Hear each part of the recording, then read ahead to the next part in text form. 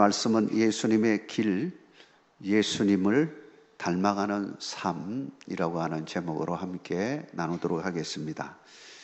예수님께서 제자들에게 너희는 마음에 근심하지 말라. 하나님을 믿으니 또 나를 믿으라. 라고 말씀하시면서 좀 심각한 말씀을 하십니다. 내 아버지 집에 거할 것이 많도다. 이렇게 말씀하시면서 너희를 위하여 거처를 예비하러 갈 것이고 다시 와서 너희도 그곳으로 데리고 가겠다라고 말합니다. 다시 와서 너희도 그곳에 데리고 가겠다. 그리고 어디를 간다. 여러 가지 말을 하시니까 제자들도 무척이나 궁금하기도 하고 또 한편으로는 불안한 마음도 생기는 겁니다. 예수님께서 어디를 가시려고 이런 말씀을 하실까? 내 아버지 집으로 간다는 것은 죽는다는 이야기가 아닌가? 이런 여러 가지 궁금증을 낳게 되었습니다. 그때 예수님께서 내가 어디로 가든지 그 길을 너희도 아느니라 이렇게 말합니다. 늘 궁금한 것이 많았던 도마가 질문하지 않을 수가 없었습니다. 주여, 주께서 어디로 가시는지 우리가 알지 못하거늘 그 길을 어찌 알겠사옵나이까? 라고 질문을 하게 됩니다. 사실 제자들은 예수님의 길, 그 가고 있는 길이 어떤 길인지 사실은 잘 모르고 있었던 겁니다. 여러분은 어떻습니까? 여러분이 가고 있는 그 길, 예수님 따르는 그 길, 과연 어떤 길이지, 어떤 길을 가라고 하는 것이지, 여러분 생각해 보셨습니까? 다시 예수님께서 자신의 길이 어떤 길인지 분명하게 말씀해 주고 계십니다. 예수께서 이르시되 내가 곧 길이요 진리요 생명이니 나로 말미암지 않고는 아버지께로 올 자가 없느니라.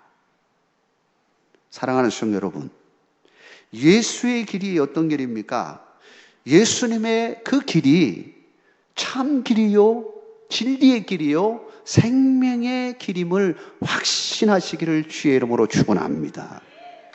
세상의 모든 사람들은 사실 각자 자기의 길을 가고 있습니다. 어떤 사람들은 그 길이 죽음의 길인지도 모르고 그냥 죽음의 길인지도 모르고 그 길로 가고 있습니다.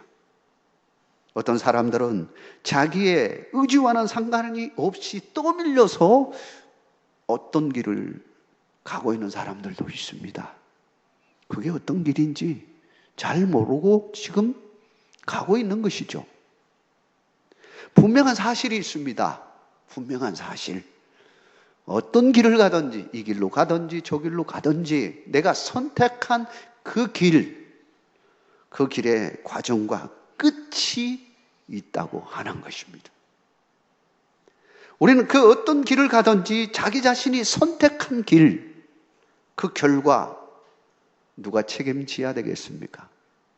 그 길을 선택한 자가 안고 가야 하는 책임이 있다라고 하는 것입니다. 그렇다면 우리는 신중할 필요가 있는 것이죠. 내가 가고 있는 그 길이 어떤 길인가 하고 살필 필요가 있는 겁니다. 나중에 뒤늦게야 내가 간 그 길이 내가 선택한 길이 아닌데 하고 말해봤자 울리지 않습니다. 후회한들 늦었습니다. 그 길이 아니다 싶으면 빨리 방향을 바꿔야 되는 거고 참 길이 뭔지를 빨리 찾아야 하고 정말 가고 싶은 길이 어떤 길인지 분명히 알고 가야 한다라고 하는 것입니다. 그렇다면 우리는 이런 질문 앞에 설 것입니다. 내가 가고 있는 길이 올바른 길이냐? 예수의 길을 가는 것이 정말 올바른 길이냐?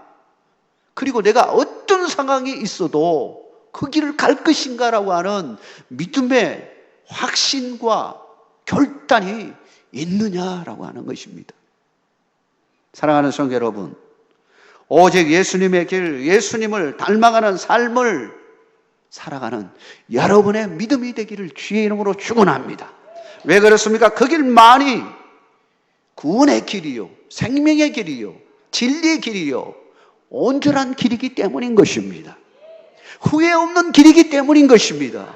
그 길을 가는 여러분의 믿음이 되기를 주의 이름으로 축복합니다. 그렇다면 그 길을 갔을 때에 어떤 일이 일어나느냐라고 하는 겁니다. 어떤 변화가 일어나느냐 하는 것입니다. 첫째는 예수의 길을 갈 때 우리 자신이 얼마나 비참한 존재인지를 깨닫게 되어진다라고 하는 겁니다. 나는 누구인가 하는 이 질문은 정체성에 대한 질문입니다. 정체성이라고 하는 게 뭡니까?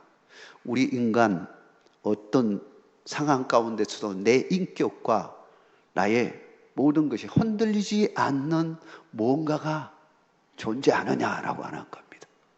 나는 누구인가? 이 질문은 끊임없이 인류 역사 속에서 모든 사람들에게 다 주어지는 질문이었습니다.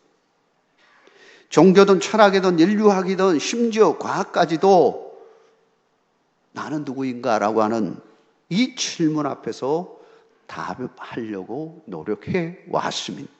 근데 결과적으로 이 질문에 온전한 답을 주었느냐? 그렇지 못했다라고 하는 겁니다. 이 질문의 답을 누가 줄 수 있겠습니까? 이 질문의 답은 우리를 만드신 그분에게 가야만 진짜 대답을 들을 수 있는 겁니다. 여러분, 피노키오를 생각해 보십시오. 피노키오가 코가 이렇게 자라나면 이제 사인이 온 거 아닙니까? 자기의 정체성은 누가 아는 겁니까? 피노키오를 만든 이 제페트라고 하는 바로 아버지 되는 사람, 아버지로 표현을 하고 있는데, 물론 모습은 할아버지 같지만 아버지, 그걸 만든 사람, 여기에 가야 자기의 정체성을 아는 거 아닙니까? 왜 나를 이렇게 만들었는가 라고 하는 정체성은 그에게 가야 됩니다. 다시 말하면 우리 인간이 나의 존재와 가치, 실존에 대해서 명확하게 알려면 누구에게 가야 되겠습니까? 하나님 앞에 가야 돼. 하나님을 만날 때 내가 누구인지를 분명하게 알게 되어진다라고 하는 것입니다. 그러므로 우리는 예수의 길을 갈 수밖에 없는 겁니다. 왜냐하면 예수의 길을 가야 누구를 만날 수 있습니까? 그 다리를 통해서 하나님을 만나는 역사가 일어나기 때문인 것입니다. 오늘 본문에도 7절에 말합니다. 바로 너희가 나를 알았더라면 내 아버지도 알았으리로다. 이제부터는 너희가 그를 알았고 또 보았느니라. 예수님을 만남으로 말미암아, 예수님을 봄으로 말미암아 하나님을 만나는 역사가 일어난 겁니다. 여러분은 하나님을 만난 사람인 줄 믿으시기 바랍니다. 예수님을 만남으로 하나님을 만난 사람들입니다. 그렇다면 그 하나님이 우리에게 무엇이라고 말씀해 주는가라고 하는 사실을 우리는 귀 기울여 들어야 합니다. 그래야 내 정체성, 내가 누구인지를 분명히 알 수가 있다라고 하는 겁니다. 하나님은 성경을 통해서 우리에게 말씀해 주셨습니다. 계시의 말씀인 성경이 뭐라고 말씀하고 있느냐, 나에 대해서, 사람에 대해서 뭐라고 말씀하고 계시는가를 살펴봐야 됩니다. 한마디로 딱 말하면 우리 인간은 위대하면서도 비참한 존재이다라고 하는 것입니다. 위대하면서도 비참한 존재이다라고 하는 것입니다. 여기서 비참하다는 것은 뭘 의미할까요? 참 자아를 잃어버리고 거짓 자아로 살아가는 세상에 오염된 죄인의 인간의 모습을 이야기하는 겁니다. 참 자아를 잊어버렸습니다. 진짜를 잊어버리고 거짓 자아로 포장되어져서 그것이 마치 나의 자아인 것처럼, 나의 본 모습인 것처럼 그렇게 보이며 살아간다라고 합니다. 실제로는 그렇지 않은데. 에베소서 4장 17절에서 19절에 바울은 이렇게 말합니다. 그러므로 내가 이것을 말하며 주 안에서 정언하노니, 뭘 정언한다는 겁니까? 이제부터 너희는 이방인이 그 마음에 흠한 것으로 행함같이 행하지 말라. 이방인들 봐라. 그들이 추구하는 가치, 그게 얼마나 허망한 것이냐. 그들의 총명이 어두워지고 그들 가운데 있는 무지함과 그들의 마음이 굳어짐으로 말미암아 하나님의 생명에서 떠나 있도다. 그들이 감각 없는 자가 되어 자신을 방탕에 방임하여 모든 더러운 것을 욕심으로 행하되. 이방인들이 추구하는, 세상 사람들이 추구하는 것을 따라 산다면 너희들에게 뭐가 찾아오냐? 허망한 것들이 찾아온다라고 하는 것입니다. 참 만족이 없다는 것입니다. 사실 바울은 자기 자신이 얼마나 최고인지 느낀 자입니다. 최고를 달렸던 사람이에요. 그런데 그가 그 최고에 달리는 순간에 예수님을 만나는 은혜를 누리게 되었습니다. 그러자 그는 깨졌습니다. 깨지는 순간에 그의 고백이 뭐냐 하면, 나는 정말 아무것도 아니구나. 내가 세상에 그냥 부유하고 성취하고 성공했다는 것이 주님 앞에서는 아무것도 아니구나. 이걸 깨달은 것입니다. 그의 고백입니다. 디모데전서 1장 15절에 죄인 중에 괴수라고 말했습니다. 죄인 중에 괴수다. 알고 봤더니 내가 죄인 중에 괴수였구나. 하나님의 마음을 정말 아프게 하는 자였구나. 어쩌면 우리도 여전히 세상을 살아가고 그걸 추구한다면 하나님의 마음, 예수님의 마음, 성령님의 마음을 아프게 하고 있지는 않는가? 내 자신을 한번 살펴봐야 하는 것입니다. 사랑하는 성도 여러분, 진짜를 추구하는 여러분 되시기를 주의 이름으로 축원합니다. 가짜를 위해서 살지 마십시오. 가짜는 어차피 가짜예요. 나중에 들통나요. 나중에 모든 걸 불태울 때에 그 어떤 건 다 태워져 버리고 없어지는 것입니다. 오직 예수 그리스도의 길을 가는 여러분의 믿음이 되기를 주의 이름으로 축원합니다. 두 번째로 예수님의 길을 갈 때 우리 자신이 얼마나 존귀한 존재인지, 참 자아를 가진 존재인지를 알게 되어진다라고 하는 겁니다. 나는 누구인가 하는 질문에 당신은 정말 비참한 사람이에요. 이걸로 딱 끈 맞추고 그 다음 진척이 없으면 여러분 그것만큼 허무한 삶이 어디에 있겠습니까? 종교적 삶을 사는데도, 신앙생활을 한다는데도 너는 비참한 존재야, 죄인이야, 그것으로 딱 끝내버리면 그 다음에 찾아오는 공허함은 얼마나 클까요? 어떤 종교에서는 고행을 하고 이걸 뛰어넘어 보려고 막 일부러 고행하고 자기 몸을 상하게 하고 온갖 다 하지만 이걸 뛰어넘지 못하는 겁니다. 정말로 비참한 존재로 살아갈 수밖에 없는 거예요. 그런데 우리 주님은, 주님의 길은 어떤 길일까요? 예수님의 길은 어떤 길일까요? 비참한 존재인 것을 깨닫게 해주실 뿐만 아니라 그것으로 인하여 우리에게는 진짜 본질적인 것이 뭔지를 질문할 수 있게 되었다라고 하는 겁니다. 나의 참자아는 뭘까라고 하는 것입니다. 비참한 그 존재가 나의 참자아일까? 아니라고 하는 것입니다. 진짜 본질적인 것이 뭐냐라고 하는 물음 앞에, 하나님 앞에 무릎을 꿇고 기도하게 되어지는 것입니다. 본질적인 나의 참자아는 뭐냐라고 하는 거예요. 여러분, 이것을 발견하지 못한 사람과 발견한 사람의 삶의 형태는 엄청나게 달라집니다. 거짓자로 살아가는 사람은 여전히 허영심과 공허함과 허무함 가운데 살아가지만, 그러나 예수 그리스도를 통해서 내 자신이 진짜 누구인지를 참자를 발견하게 되어주면 그때 오는 기쁨과 감격은, 능력은 이루 말할 수가 없는 거예요. 이런 은혜가 여러분과 함께하기를 주의 이름으로 축원합니다. 참자, 진짜 나의 본 모습은 무엇일까라고 하는, 이 또한 누구 앞에 있을 때 발견할 수 있습니다.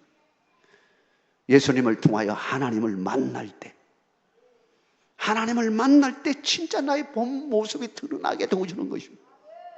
하나님을 진짜로 만나지 않을 때는 나라는 존재를 비참한 존재로 여기고, 내 자신이 나를 얼마나 채찍질하고 그냥 쥐어박고 너는 이것밖에 안 되냐, 내 자신에게 막 질책하는.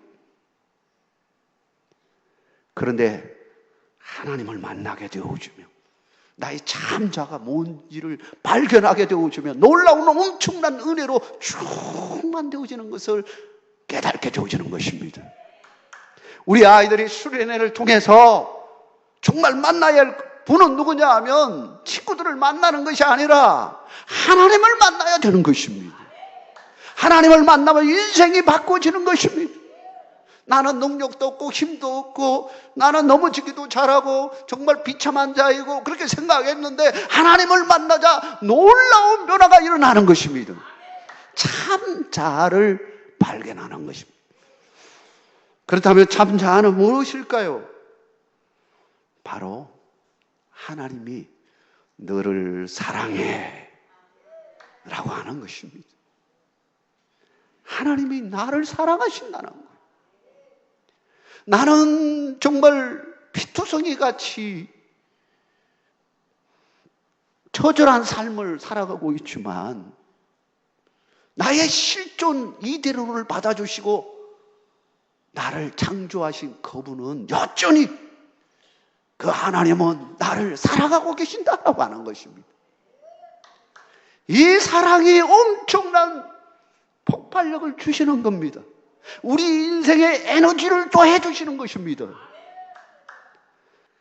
마지막으로 예수의 길을 갈 때 우리는 진정으로 참다운 영성애로 나아가기 때문입니다.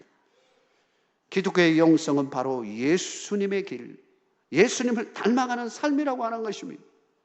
예수님께서 말씀하셨습니다. 자기를 부인하고 자기 십자가를 지고 나를 따르라 라고 합니다. 여기서 부인한다는 의미가 무엇입니까? 우리 자체를 부인하는 겁니까? 사실은 내 안에 있는 뭘 부인하라고 하는 겁니까? 거짓된 자아를 부인하라고 하는 것입니다. 세상을 향하여 나아갔던 나의 자아, 죄로 덮쳐있는 나의 자아, 왜곡된 나의 자아는 이제 죽어지고 주님의 그 원천적인 사랑의 자아로 이제 나아가라고 하는 것입니다. 그 자아를 가지고 이제는 자기 십자가를 지고 고난, 아무리 힘든 일일할지라도 주님을 따르는 삶으로 나아가라고 하는 것입니다. 우리가 요한복음 21장에 보면 제자들이 예수님의 부활하신 사실을 경험했음에도 불구하고 또 여전히 세상의 삶으로 다시 돌아가서 고기 잡겠다고 물길질을 하게 되었습니다. 그때 예수님께서 그 현장에 찾아오셨습니다. 그리고는 그 추운, 그래서 모닥불을 피워놓고 그 배고픔, 그래서 생선을 구워놓고 딱 기다리고 계셨습니다. 배에서 고기를 잡던 제자들이 열심히 물길질을 하고 했는데도 고기 한 마리 못 잡았습니다. 그러다가 예수님의 말씀을 듣고 엄청난 고기를 잡게 되었습니다. 그러자 번뜩 생각이 났습니다. 저분은 예수님이라는 것을 발견하고는 베드로는 그냥 그대로 다이빙을 해서 바로 예수님으로 옵니다. 그리고는 제자들이 다 모여가지고 예수님께서 모아놓고 그들에게 먹을 걸 줍니다. 추위가 있었기 때문에, 모닥불을 피웠기 때문에 그 따뜻함이 온기가 막 올 때 그 배고픔도 사랑으로 다 녹이시고, 그리고는 예수님께서 베드로에게 말합니다. 네가 나를 사랑하느냐? 제가 예수님 사랑하죠.